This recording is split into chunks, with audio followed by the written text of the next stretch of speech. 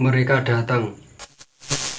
Saatnya malam Jumat horor. Halo guys, balik lagi di Barsilizon Channel bersama saya Dinski dan Saya Aldo. bukan Barsilizon namanya kalau kita nggak ngebahas sesuatu yang creepy, yang Horor. yang tentunya membuat bulu kuduk kita merinding. Jumpa lagi dengan kita di Another Spooky Night. Di video kali ini kita akan ngebahas tentang penampakan hantu di dunia guys. Cuman penampakan hantu kali ini tuh berbeda dengan hantu-hantu yang biasanya. Gimana ya guys ya, bisa dibilangnya konyol. Dan beberapa di antaranya itu kisahnya membagongkan. Wujud-wujudnya itu bisa dibilang nggak masuk akal dan bikin kita hah? Iya, terpelenggang-pelenggang. Ya, melongo guys. Dan salah satunya ada hantu dari Jepang yang mana bentukannya ini ya gimana ya, bokongnya itu atau pantatnya ada matanya guys. Tapi kita yakin banget kalian pasti pernah dengar hantu Jepang yang satu ini di manga-manga atau Iya, di komik-komik di komik, Jepang. Anime mungkin ada. Dan selain hantu nyeleneh itu ada lagi hantu-hantu nyeleneh lainnya dari berbagai negara guys. Dan daripada penasaran, mendingan langsung aja kita ceritakan tentang penampakan hantu konyol terkonyol di dunia. Eits, bagi kamu yang enggak berani menonton video ini sendirian, jangan dipaksakan untuk menontonnya karena kalian bisa saja Ngompol di celana. Oke, langsung aja kita ceritakan hantu yang pertama. Di sini ada hantu Shirime dari Jepang. Dan usutnya usut, hantu Shirime ini merupakan hantu tanpa wajah, guys. Alias bisa dibilang wajahnya itu rata. Walaupun mukanya rata, tapi matanya itu ada di bokongnya. Dan itu cuma satu, gede banget. Dia nyedip-nyedip gitu, guys. Tuh kengeh enggak ding. Membungkuk gitu, guys. Memamerkan itunya gitu. Kan matanya di situ. Ya intinya hantu ini nyeleneh banget, punya mata tapi letaknya itu di pantat. Konon dalam bahasa Jepang Shiri itu berarti pantat dan me itu artinya adalah mata, dan secara harfiah berarti mata pantat. Shirime, mata di pantat. Pantat lu bang.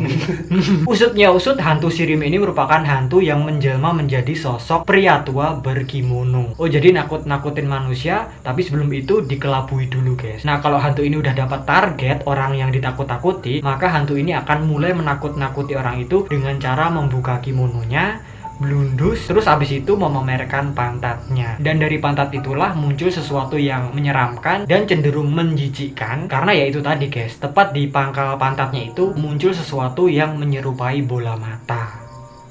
Tik tik tik tik tik tik tik.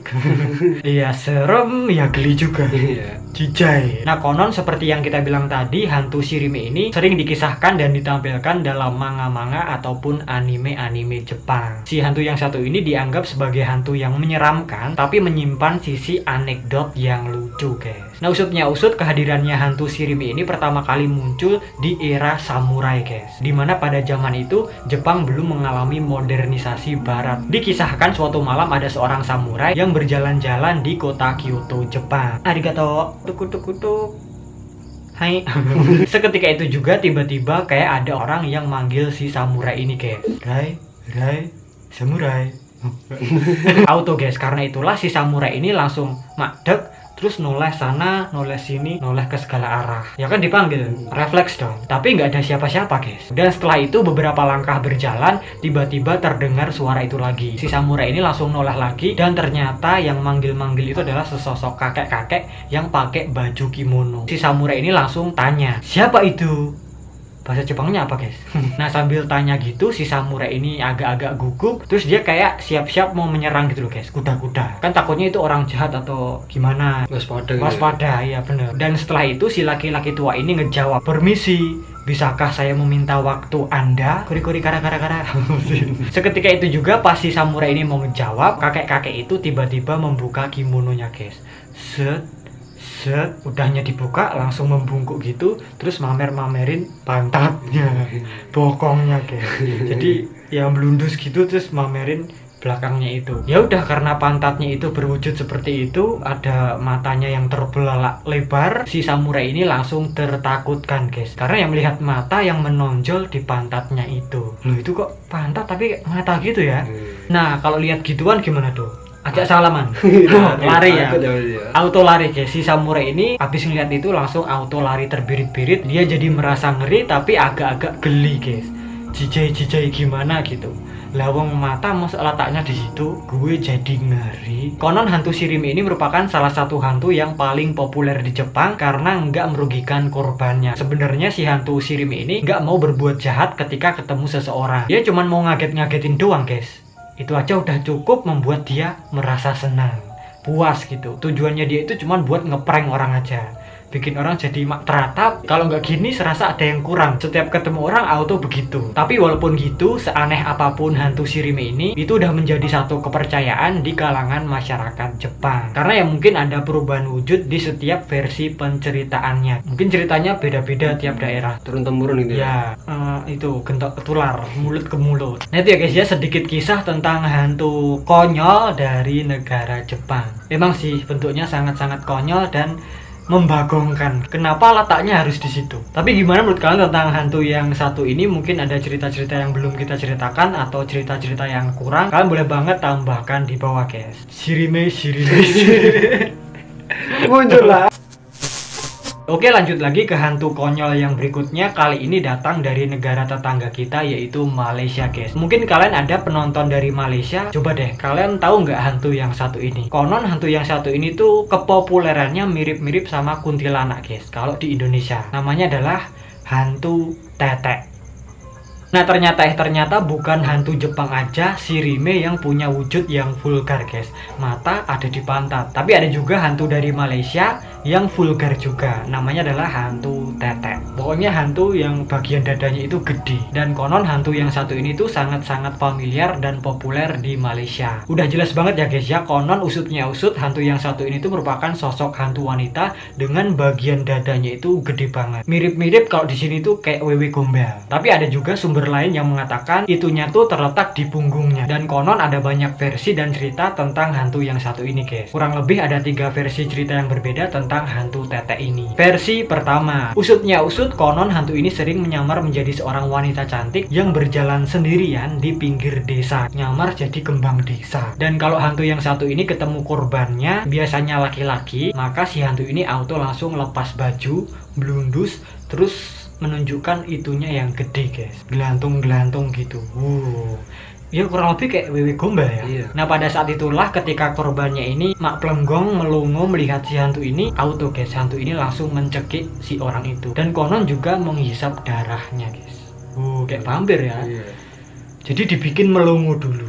Ditipu daya dulu. Ditipu daya dulu. Mencari kelemahannya, mencari kelemahannya laki-laki. Tapi di sumber lain bilang kalau si korbannya itu disiksa dengan itunya, guys.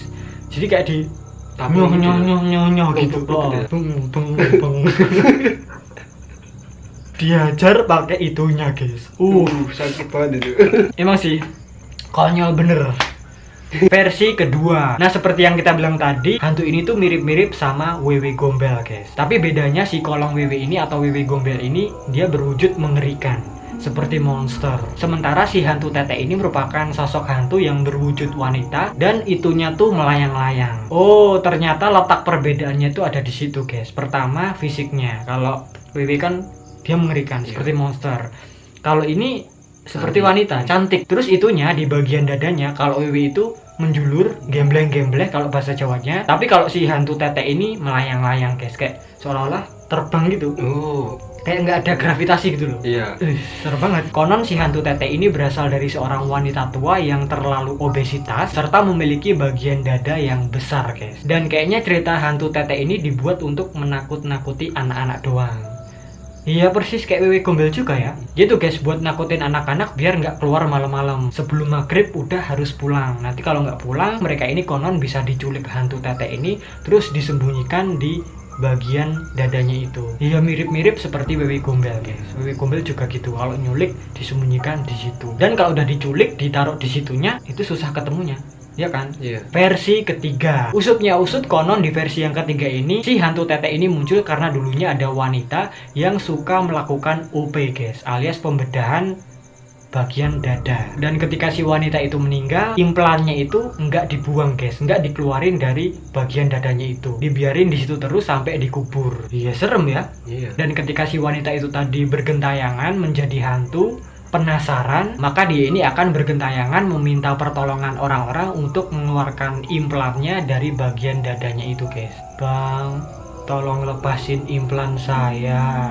Kalau Mumun kan, Bang, tolong lepasin tali pocong aye, Bang. Bang, tolong lepasin implan aye, Bang. Aneh kan? Konyol kan? Membagongkan. Dan ternyata selain itu tadi masih ada banyak versi cerita yang lainnya lagi yang berbeda-beda, guys. Dan cerita hantu tetek yang satu ini udah ada sejak zaman dulu. Tapi ya terlepas dari bener atau enggaknya, hantu tetek ini udah melegenda banget di Malaysia. Kepopulerannya itu setara dengan kuntilanak yang ada di Indonesia. Nah itu ya guys ya, kisah dari negara tetangga kita Malaysia yang bernama hantu tetek. Tapi gimana kalian yang penonton Malaysia, apakah bener ada hantu yang seperti ini? Dan mungkin kalau ada cerita-cerita yang kurang atau cerita-cerita yang salah, info-info yang kurang lengkap, boleh banget kalian komen di bawah. Next. Oke, lanjut lagi, yang berikutnya ini ada yang namanya hantu babi raksasa dari Amerika Serikat, guys. Wih, hantu babi raksasa. Oing, oing, oing, ihaho. Usutnya usut, kisah hantu yang satu ini banyak beredar dari mulut ke mulut di kalangan warga di kawasan Southern atau kawasan sekumpulan negara bagian yang berlokasi di sisi selatan Amerika Serikat. Dan konon hantu ini biasanya berwujud babi raksasa yang larinya itu kenceng banget, set menembus pepohonan hutan. Berarti kemunculannya itu biasanya di hutan-hutan. Usutnya usut, ternyata banyak pemburu yang kerap salah mengiranya sebagai hewan buruan. Ketika para pemburu ingin membidiknya dengan senapan, babi raksasa itu seketika mendekati korbannya dan dia ini langsung mengelupas-ngelupasin kulitnya gitu, guys. Berdarah-darah, berarti mengelupasin diri gitu. Gimana sih ini?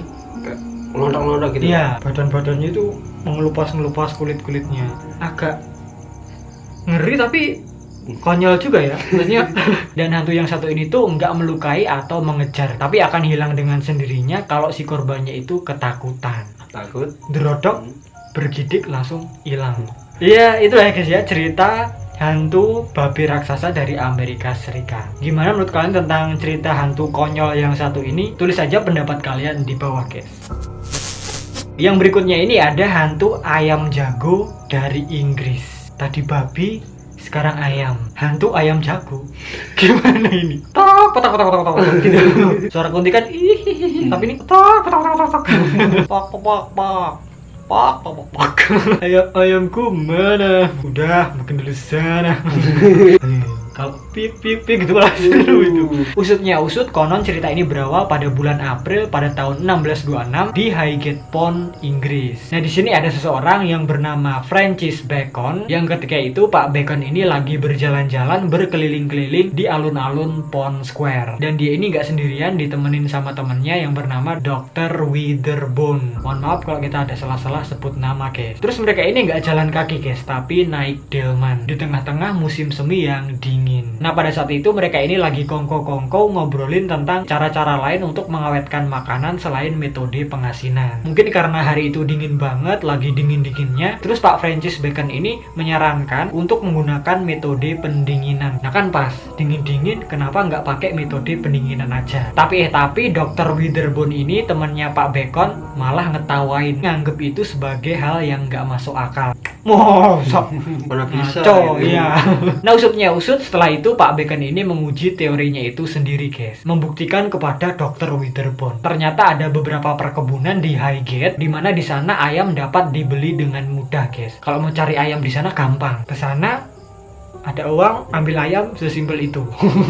Ya kan dia mau jual ayam di sana. Iya. Dan setelah ayam itu dibeli, disembelih, udahnya setelah itu Pak Bacon ini membungkusnya dengan salju dan memasukkannya lagi ke karung yang besar, terus dikasih lagi salju-salju di sekelilingnya, guys. Jadi kayak mau buat es puter.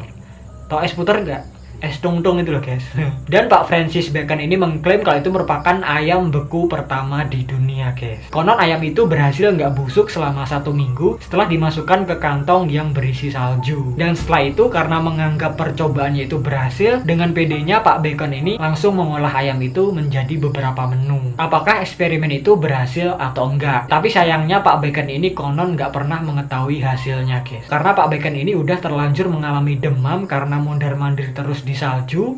Kan tadi ngambil es terus buat ngawetin ayamnya, alhasil dia sakit kena radang paru-paru. Dan kemudian pada tanggal 9 April 1626, Pak Bacon ini meninggal dunia dan dikubur di Saint Michael Church, Saint Albans. Tapi ada sumber lain yang bilang ternyata Pak Bacon ini udah menyantap ayamnya itu guys, yang diolahnya itu tadi. Terus karena itulah Pak Bacon ini mengalami sakit perut yang aneh. Dia sambat loro weteng, dan hal itu membuat Pak Bacon ini terkapar selama berminggu-minggu dan kemudian akhirnya meninggal dunia. Usutnya usut, konon setelah kepergiannya Pak Bacon ini, banyak warga di situ yang melihat ada penampakan seekor ayam jago tanpa kepala yang bertengger di sekitar rumahnya Pak Bacon.